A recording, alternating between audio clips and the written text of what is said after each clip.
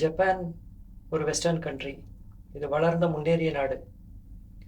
இப்போ நீங்கள் ஸ்க்ரீனில் பார்க்குற கண்ட்ரோல் பேனல் எதனோட கண்ட்ரோல் பேனலாக இருக்கும்னு நீங்கள் நினைக்கிறீங்க? ஒருவேளை ஒரு ஃப்ளைட்டில் இருக்கிற காக்பிட்னுடைய கண்ட்ரோல் பேனலா? இல்லைங்க, தவறு. இது வந்து ஜப்பானுடைய கக்கூஸில் இருக்கிற கண்ட்ரோல் பேனல். இதாங்க ஜப்பானிய கக்கூஸ், நவீன கக்கூஸ்.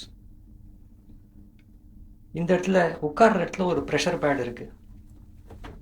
இங்கே நம்ம உட்காந்ததும் தண்ணி கொட்ட ஆரம்பிக்குதுங்க. அந்த இடம் ஃபுல்லாக ரொம்பிடுது. ரொம்பிட்ட பிற்பாடு நம்ம ஒரு ஃப்ளஷ் மூலமாக அதை வெளியேற்றிடவும் முடியும் அடி வழியாக. அல்லது இந்த இடத்துல பார்த்தீங்கன்னா ஒரு ஷவர் அப்படின்னும் பிடெட் அப்படின்னும் 2 பட்டன் இருக்குங்க. நம்ம பவல்ஸ் மூவ் பண்ண பிற்பாடு இந்த பட்டனை அழுத்தி விட்டோம்னா அது வழியாக பார்த்தீங்கன்னா இன்னும் நிறையா தண்ணி விழுந்துட்டு பிற்பாடு ஒரு ஸ்க்ரூ மாதிரி வெளியில் வருங்க.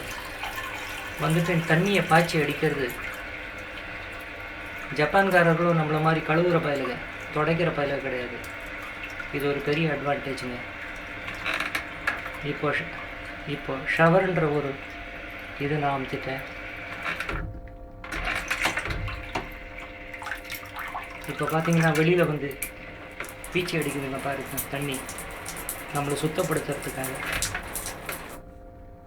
இப்போது ஸ்டாப் பட்டனை இது பண்ணதும் அது வெளியே போயிடுச்சு. இப்போ இது தெரிச்சதும் கொஞ்சம் பூ மாதிரி தெளிக்குங்க, பக்கத்துலேயே தெளிக்குது பாருங்கள்.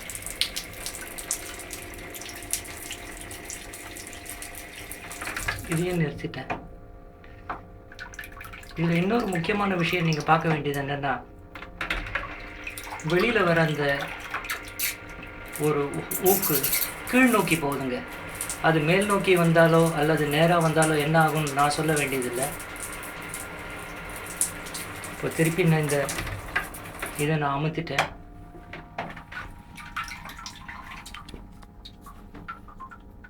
ஜப்பானியர்களுக்கு தெரியும் போல இருக்கு, சுத்தம் சோறு போடும்னு. ஜெய் ஹிந்த்.